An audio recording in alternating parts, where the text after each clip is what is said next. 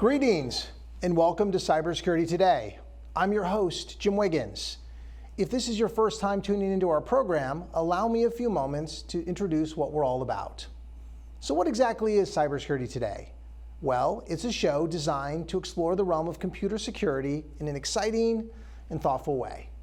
Cybersecurity Today is a half-hour news broadcast utilizing a talk show format to break down the themes, topics, and current events in the cybersecurity industry. Our mission with this program is to dispel the murkiness and complexity often associated with the cybersecurity sector. For our viewers who are already active professionals in the field, this show will deliver a pulse on the current state of affairs. We feature a variety of esteemed guests to delve into topics that are important to those in the cybersecurity space. Our objective is to offer information to a diverse audience, from beginners to experts, and everyone in between. You're sure to gain fresh insight from today's show.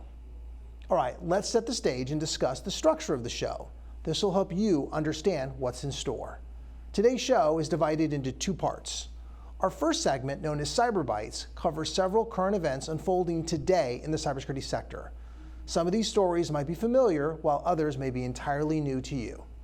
Then, in our second segment, we're joined by Ms. Cherilyn Pascoe, the Director of the National Cybersecurity Center of Excellence, or NCCoE, at NIST. She'll be discussing how NCCoE's Collaborative Innovation Hub is driving real-world cybersecurity solutions through industry, academia, and government partnerships. Okay, let's get into the Cyber Bites and talk about what's going on today in the cybersecurity industry. In current news, CISA has issued a warning about a calculated smear campaign by Iran-affiliated hackers threatening to leak 100 gigabytes of purportedly stolen emails tied to Donald Trump and his associates. The campaign appears timed to influence political narratives with data allegedly involving figures like Susie Wiles and Roger Stone. U.S. federal agencies describe the material as unverified and part of digital propaganda efforts. The FBI has opened an investigation, and infrastructure agencies are on alert for broader attacks targeting utilities and critical systems. In other news, in July, Microsoft released its monthly Patch Tuesday update, resolving 137 security flaws, including a publicly disclosed zero-day in its SQL Server product and multiple critical remote code execution issues in Office, the NetLogon service, and AMD CPU components. 14 of the fixes were rated critical, many of which could be exploited over the network. The breadth of the vulnerabilities underscores the risk to unpatched enterprise environments.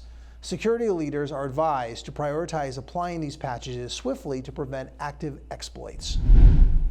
In other news, Ingram Micro fell victim to a SafePay ransomware attack that disrupted critical systems online ordering, internal portals, and customer services, triggering a shutdown over the July 4th holiday.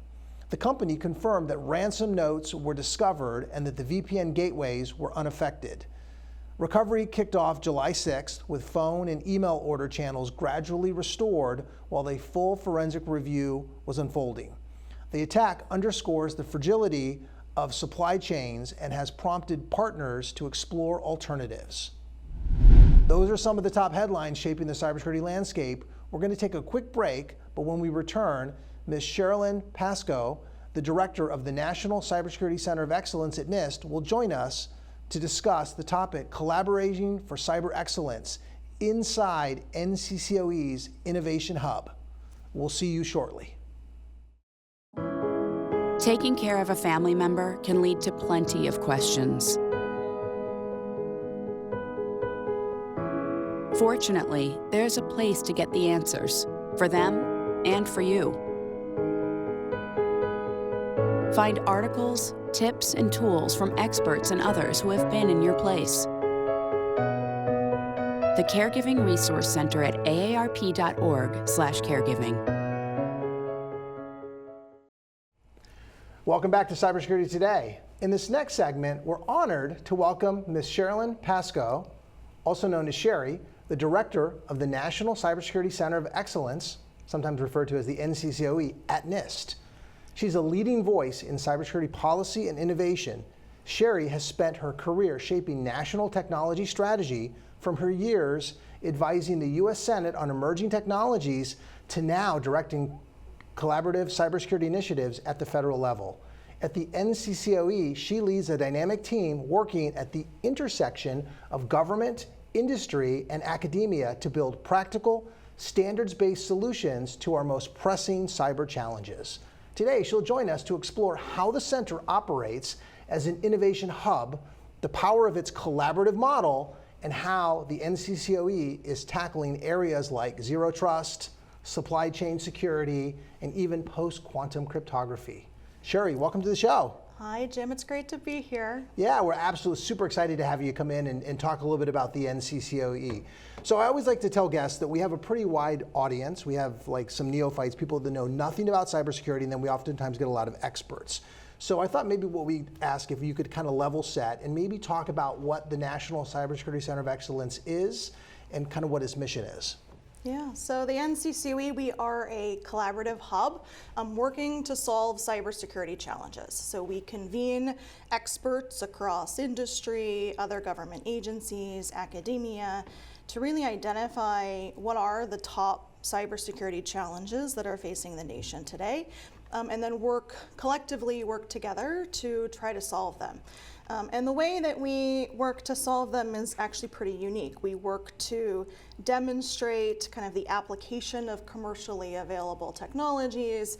We show how to best leverage kind of standards and best practices. Being a part of NIST, we care a lot about standards. We care a lot about increasing adoption of standards and kind of best practices. And so everything that we do kind of at the center is rooted in how can we best apply standards, apply technologies to make it easier for organizations to kind of tackle the cybersecurity challenges that they're facing today. Understood. I know there's a lot of players in the federal ecosystem when we talk about cybersecurity. Can you talk a little bit about how the NCCoE kind of differs from some of the other initiatives that might be out there? Yeah, so I mentioned the standards piece, but certainly the collaboration piece is so critical to our mission. It's certainly, I like to call it our superpower. We work very closely with industry and other government agencies, really serving as a neutral convener on these challenges. And being a part of NIST, our mission is to kind of advance U.S. innovation, industrial competitiveness. We're a non-regulatory agency, and so we really are kind of naturally suited towards working with industry and working with many different components of industry. I think when collaborators come to the NCCoE, they're often surprised of certainly the technical depth that we have at the center and certainly collectively from the experts that we're bringing together. But they're also, I think, surprised and pleased with the level of collaboration and just how kind of open that collaboration is, right? So we're bringing together a dozen, 24 different companies to come together under one consortium to solve one challenge. Some of those companies might be technology vendors who are direct competitors with each other. And when we work together at the NCCoE, there's an expectation that everyone's going to work collectively, that we're all going to roll up kind of our sleeves and work on this challenge in the same room, working together as a team. And so that collaboration is you don't find that deep level of collaboration, especially on such deep technical issues anywhere else, but here kind of at the NCCoE, it's certainly expected. Understood. I think you've kind of answered some of my next question, but I want to go ahead and pose it to you anyways.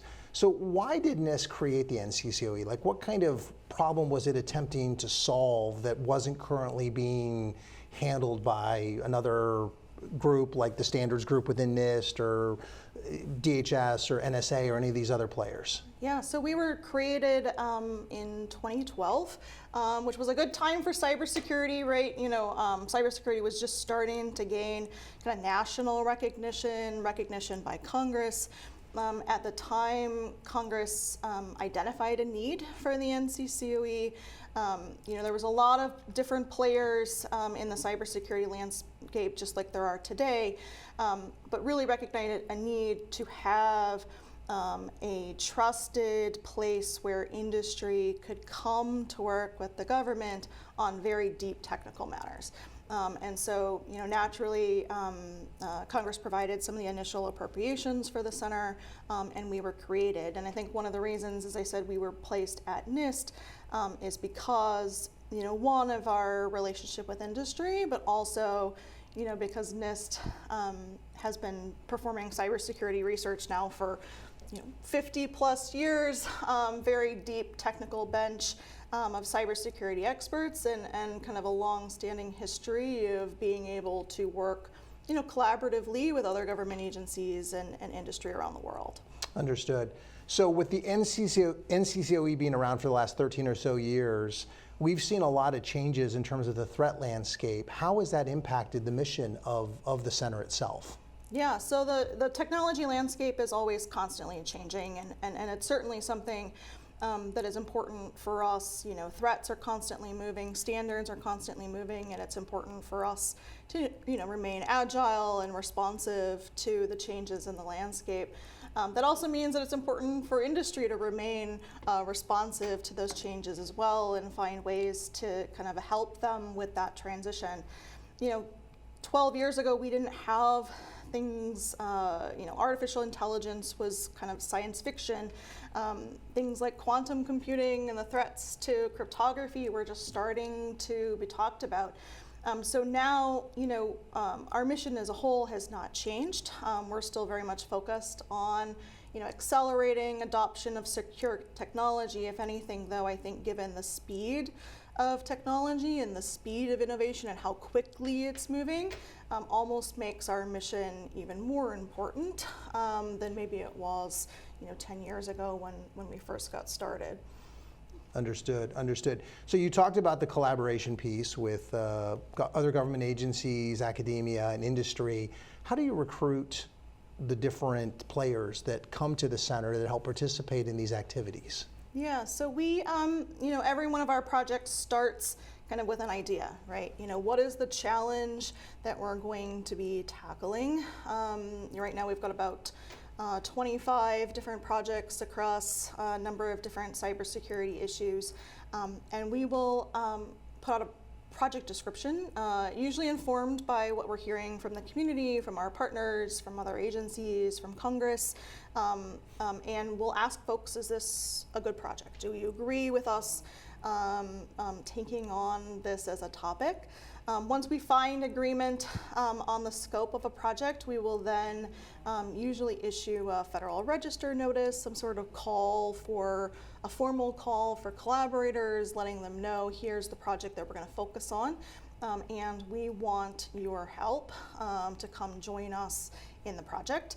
We'll review kind of letters of interest and actually execute CRADAs with the organizations that join us. And organizations that join kind of formal consortia at the NCCoE, they're bringing obviously cybersecurity expertise, really important, especially within the domains that we're looking at. They might be bringing mission expertise, kind of how does this particular cybersecurity challenge apply to a particular company or a particular sector or a particular business mission. And certainly they are also bringing actual technology, hardware, software, cloud services in kind for us to be able to do the work at the center. Along the way, we're obviously trying to publicize the effort as much as possible. Certainly efforts like this are definitely helpful towards that initiative, but trying to make sure that we're trying to find the right level of expertise so that we can solve the challenge that we're putting out there towards the public. So if I worked for one of these collaborators, what would be the catalyst to persuade our organization to get involved? Is it the outcome that you guys oftentimes pursue? Is it the fact that they're able to align themselves with the NCCoE? I'm just, you put out a Federal Register and then you get a bunch of people that come in. What's causing that catalyst, do you think, for some companies to select from versus others? I think certainly NIST is a big driver in that, right? We're lot of the ability to kind of work with, top experts in a space is definitely appealing to some of the top cybersecurity experts. The ability to work with NIST is definitely appealing, given that we're focused on developing standards and best practices and really setting the forward-leaning course for cybersecurity. For the technology companies that work with us, we have a lot of companies that show up project after project after project, right? They sign up once and they enjoy the process of working with us because I think they enjoy the opportunity to be able to work with other technology companies in the same space, identify kind of interoperability challenges, security challenges with their product, sort of feedback that they might not otherwise get in the real world with real customers. And for that means that they're able to build kind of the best products, the best solutions, and improve kind of the security of their technologies when they are going out and then selling to their own customers. Understood. So we talked a little bit about the projects. How does and you kind of alluded to this a little bit, but I was kind of curious if we could kind of flesh out a little bit more. How does the NCCoE decide what specific projects that they're going to work on based on what kind of security problems that they're running into? Is it industry intelligence you're receiving? Is it your SMEs? How does that kind of work itself out? Yeah, I mean, it's a little bit of all the above, right? I mean, okay. But it's, we ask several questions, when I'm approving a project that we're going to start at the NCCoE. And one of them is kind of why the NCCoE, right? Why can't somebody else take on this as a challenge? And I think we want to make sure that it is a cybersecurity challenge that no one company or organization can solve. So if it's something that can be already solved by an existing product, it's not a good fit for us. It has to be something that requires the integration of multiple technologies from multiple vendors to be able to be, of interest to us. There also has to be, of course, alignment with NIST and our expertise. We do have very deep expertise, certainly in areas of, cryptography, of digital identity, privacy, and so there's going to be alignment where we feel like we have something to contribute to be able to really make a difference towards the project. We also ask who is asking for the project, right? Obviously, if it's the White House or Congress, you know what the answer is going to be. 100%. If we're hearing a lot though from multiple companies, and we're hearing over and over again, that means that it's probably much more likely that there's going to be a lot of interest and buy-in towards the project. All of our projects, as I mentioned, are done in collaboration with other companies, and so we want to make sure before we kind of get too far with a project that there's going to be other organizations out there who are willing to kind of donate their time, donate their expertise for perhaps several years towards the project, and that they're willing to kind of help us along the way before we get started. Of course, there's probably hundreds of cybersecurity topics, very, very good projects that we could probably take on at the NCCoE. Sometimes it just comes down to, is the person asking at the right time, that we think we can free up some resources, that the right person at NIST has a little bit of free time, and kind of all the stars, align when we're getting started on a project. Understood. So I know that NIST has a focal point in terms of creating documents, special publications, federal information processing standards. Are the deliverables that come out of the NCCoE aligned? Like, there are special pubs that you guys do publish, right? And if so, does each project usually have a deliverable in the form of a special pub typically? Is that how that works? Yeah, so we always try to publish out as much material as possible from each of the projects. The collaboration itself is an output. The consortium and the work that we develop through that is certainly an output. But we want to try to share out, as much as possible. And so once we get started on a project, we'll work with our consortium to identify usually some sort of architecture. We'll share that out publicly. We'll demonstrate the application of technologies and any best practices that we learn from that. We'll share that out publicly. All the mappings that we develop between the technology and different standards, we'll share that out. And all of that, we'll kind of release iteratively throughout the project. So we're kind of learning from the broader community, is this the right direction? How do we want to change the path as we kind of continue down the work that we're doing? And so most of those are published in it's called an SP 1800 document, so a practice guide that signals that it's much more focused on demonstration, application of standards rather than the creation of new standards.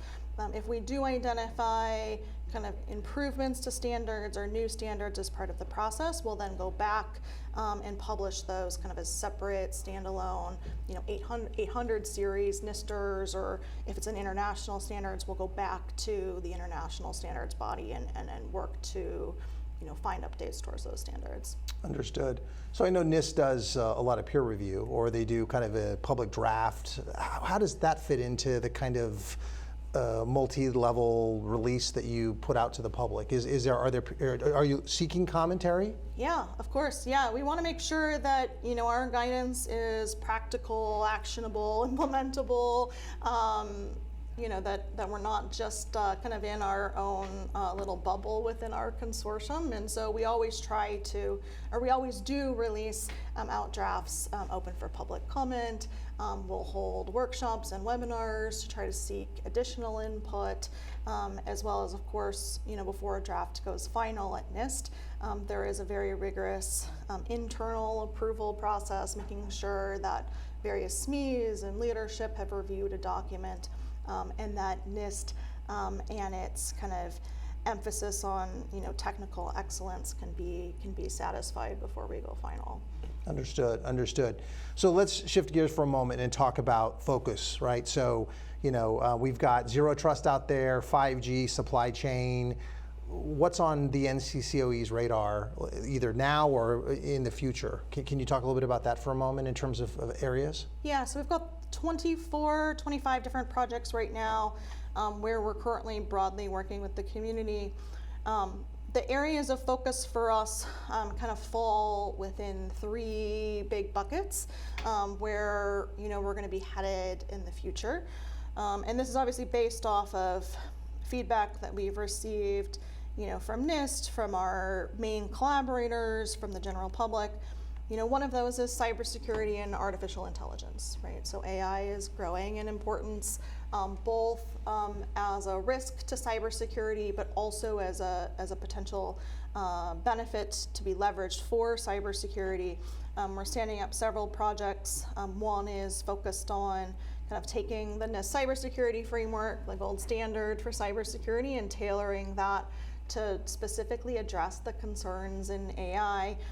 We also have Dioptra, which is our open source test platform focused on adversarial attacks against AI. So that's an area where over the next couple of years, you'll continue to see us place a lot of emphasis and increasing attention. Another area is focused on operational technologies and securing kind of industrial control systems, looking at the intersection between IT, IoT, and OT, and kind of how all of these are convening together within an organization. Right now we've got projects focused on water cybersecurity and healthcare. We're looking at transit. We've got a great project focused on response and recovery in the manufacturing sector. So these are areas where you'll continue again to see a lot of focus for us. And the third big bucket is, I think, really central to the work of NIST, which is focused on the application of cryptography. So, things like our consortium, which is focused on migration to post-quantum cryptography. How do you help organizations reduce the impact due to the threat of quantum computer. We've got about 50 organizations as part of that consortium. It's definitely our largest consortium, working, for example, with NSA, with CISA, with the Army, with several technology companies, with financial institutions, with comms companies. There's a lot of folks coming together to help reduce the burden that might occur with that big migration. Understood.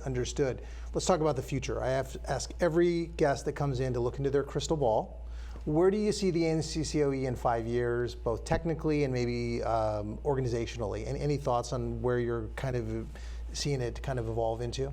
Yeah, so I think, the technology sphere is going to continue to change and rapidly evolve. I also think that means that it's much more important for us to continue to kind of rely on collaboration and really deepen our collaboration so that we can have the largest impact possible.